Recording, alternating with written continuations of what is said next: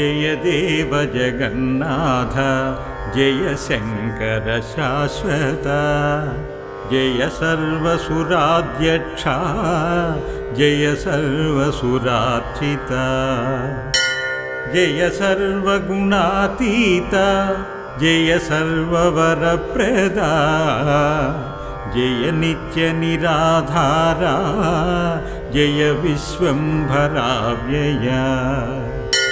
जय विश्वैकवन्द्येश जय नागेन्द्रभूषणा जय गौरीपते शंभो जय चन्द्रार्धशेखरा जय कोट्यर्कसङ्काश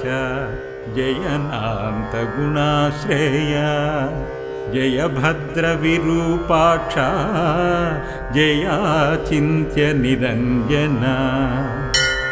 जय नाथ कृपा सिन्धु जय भक्तार्तिभञ्जना जय दुस्तर संसार सागरोत्तारण प्रभो प्रसीद मे महादेव संसारार्तस्य खिद्यतः सर्वपापक्षयं कृत्वा रक्ष मां परमेश्वर महादारिद्र्यमग्नस्य महापापहतस्य च महाशोकनिविष्टस्य महारोगातुरस्य च ऋणभारपरीतस्य दह्यमानस्य कर्मभिः ग्रहैः प्रपीड्यमानस्य प्रसीद मम शङ्कर दरिद्र प्रार्थये देवं प्रदोषे गिरिजापतिम् अर्धाढ्यो वाधराजा वा प्रार्थये देवमीश्वरम् दीर्घमायुः सदारोग्यं कोशवृद्धिर्बलोन्नतिः मामास्तु नित्यमानन्दः प्रसादात् तव शङ्कर शत्रवः संक्षयं यान्तु प्रसीदन्तु मम प्रजाः नश्यन्तु दस्यवो राष्ट्रे जनाः सन्तु निरापदः दुर्भिक्षमरिसन्तापाः शमं यान्तु महीतले सर्वसस्य समृद्धिश्च भूयात् सुखमयादिशः एवमाराधयेद्देवं पूजान्ते गिरिजापतिं ब्राह्मणान् भोजयेत् पश्चादक्षिणाभिश्च पूजयेत् सर्वपापक्षयकरी सर्वरोगनिवारणी शिवपूजा मया ख्याता सर्वाभीष्टफलप्रदा शिवपूजा मया ख्याता सर्वाभीष्टफलप्रदा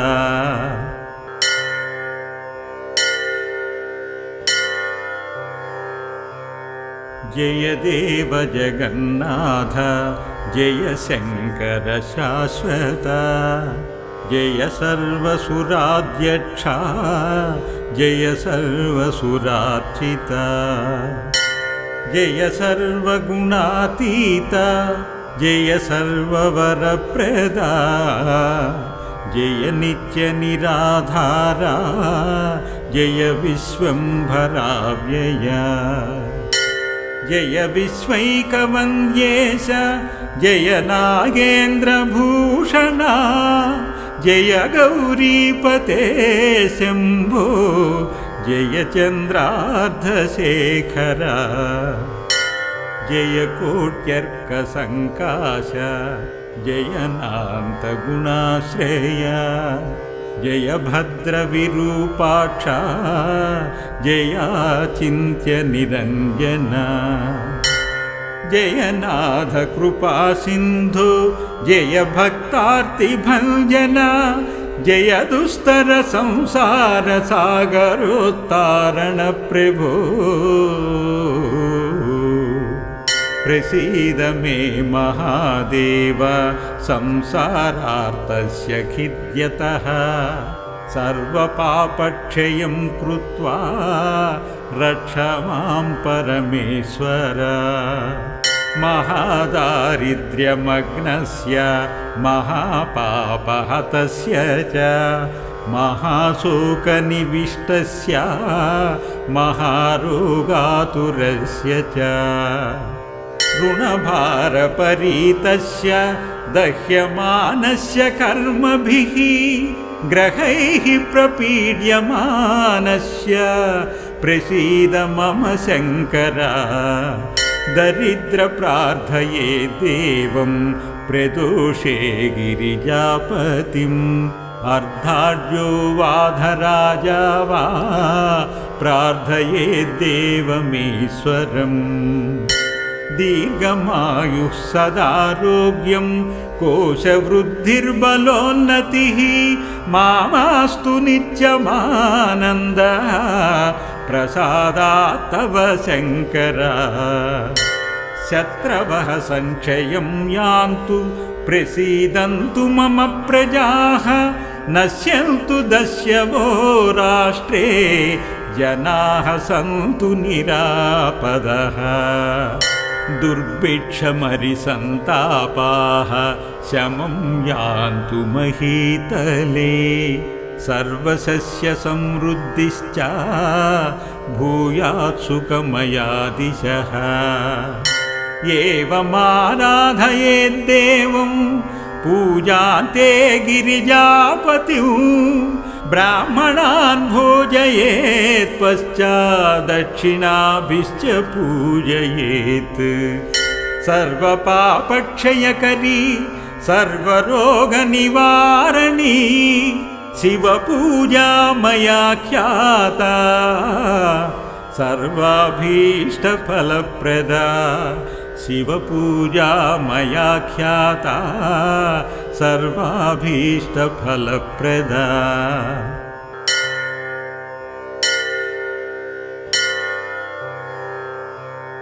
जय देव जगन्नाथ जय शङ्कर शाश्वत जय सर्वसुराध्यक्षा जय सर्वसुरार्चिता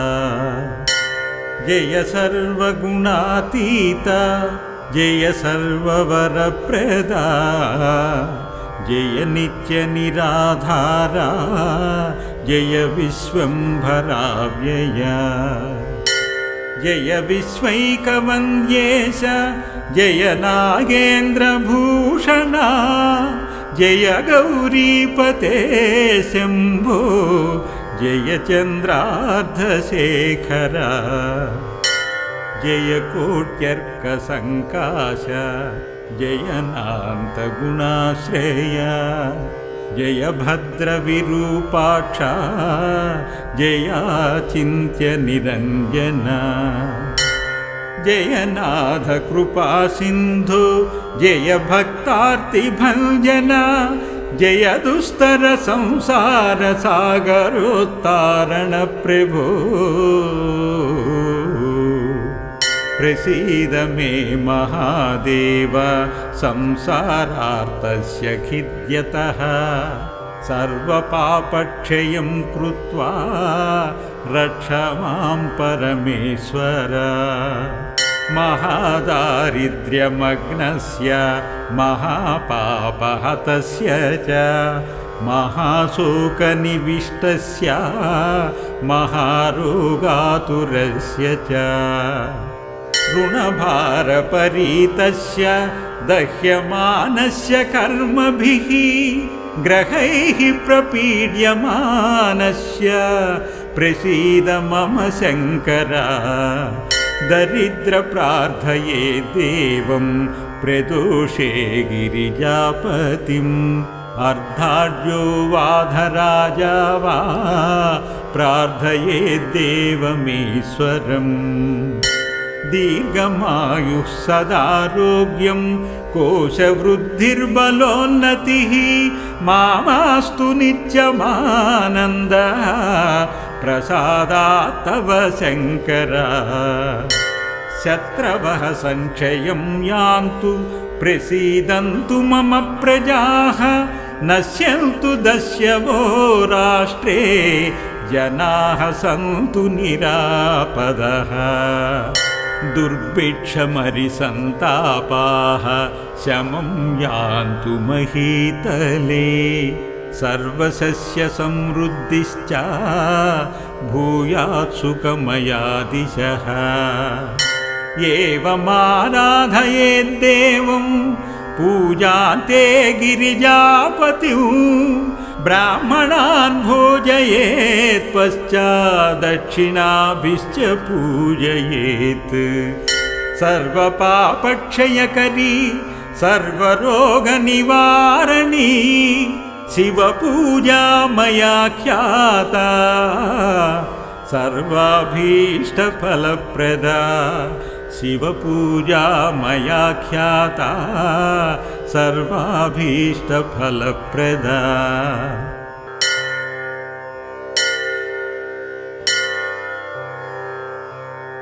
जय देव जगन्नाथ जय शंकर शाश्वत जय सर्वसुराध्यक्षा जय सर्वसुरार्चिता जय सर्वगुणातीता जय सर्ववरप्रदा जय नित्यनिराधारा जय विश्वम्भराव्यया जय विश्वैकवन्द्येश जय नागेन्द्रभूषणा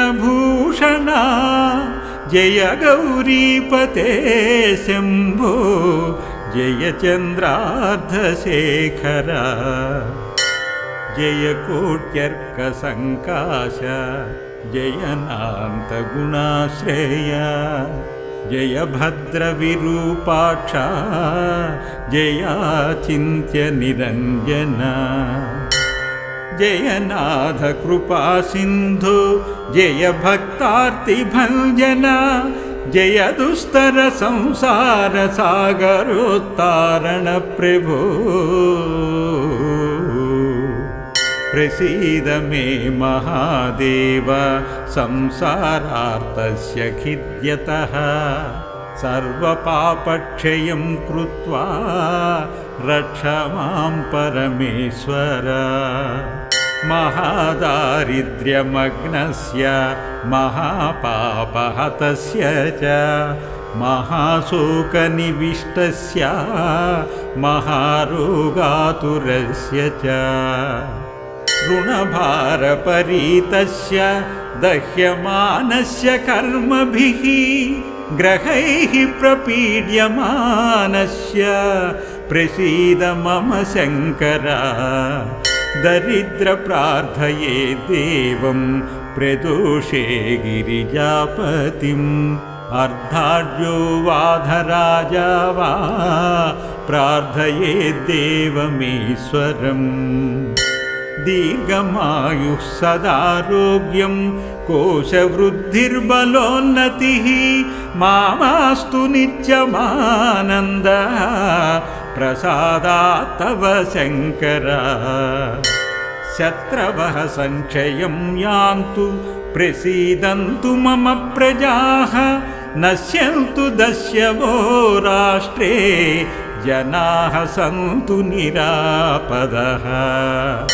दुर्भिक्षमरिसन्तापाः शमं यान्तु महीतले सर्वसस्यसमृद्धिश्च भूयात् सुखमयादिशः एवमाराधयेद्देवं पूजान्ते गिरिजापतिं ब्राह्मणान् भोजयेत् पश्चादक्षिणाभिश्च पूजयेत् सर्वपापक्षयकरी सर्वरोगनिवारणी शिवपूजा मया ख्याता सर्वाभीष्टफलप्रदा शिवपूजा मया ख्याता सर्वाभीष्टफलप्रदा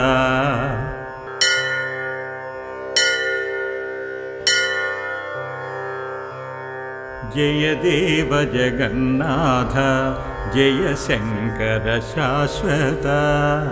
जय सर्वसुराध्यक्षा जय सर्वसुरार्चिता जय सर्वगुणातीत जय सर्ववरप्रदा जय नित्यनिराधारा जय विश्वम्भराव्यया जय विश्वैकवन्द्येश जय नागेन्द्रभूषणा जय गौरीपते शम्भो जय चन्द्रार्धशेखरा जय कोट्यर्कसङ्काश जय नान्तगुणाश्रेया जय भद्रविरूपाक्षा जयाचिन्त्यनिरञ्जना जय नाथ कृपासिन्धु जय भक्तार्तिभञ्जना जय दुस्तर संसार सागरोत्तारण प्रभो प्रसीद मे महादेव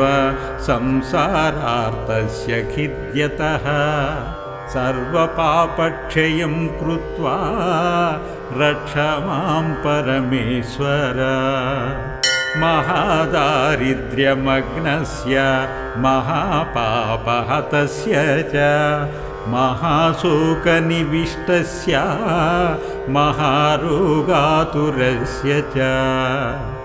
ऋणभारपरीतस्य दह्यमानस्य कर्मभिः ग्रहैः प्रपीड्यमानस्य प्रसीद मम शङ्कर दरिद्रप्रार्थये देवं प्रदोषे गिरिजापतिम् अर्धाढ्यो वाधराजा वा प्रार्थये देवमीश्वरम् दीर्घमायुः सदारोग्यं कोशवृद्धिर्बलोन्नतिः मामास्तु नित्यमानन्दः प्रसादात् तव शङ्कर शत्रवः संक्षयं यान्तु प्रसीदन्तु मम प्रजाः नश्यन्तु दस्यवो राष्ट्रे जनाः सन्तु निरापदः दुर्भिक्षमरिसन्तापाः शमं यान्तु महीतले सर्वसस्यसमृद्धिश्च भूयात् सुखमयादिशः एवमाराधयेद्देवं पूजान्ते गिरिजापतिं ब्राह्मणान् भोजयेत् पश्चादक्षिणाभिश्च पूजयेत् सर्वपापक्षयकरी सर्वरोगनिवारणी शिवपूजा मया ख्याता सर्वाभीष्टफलप्रदा शिवपूजा मया ख्याता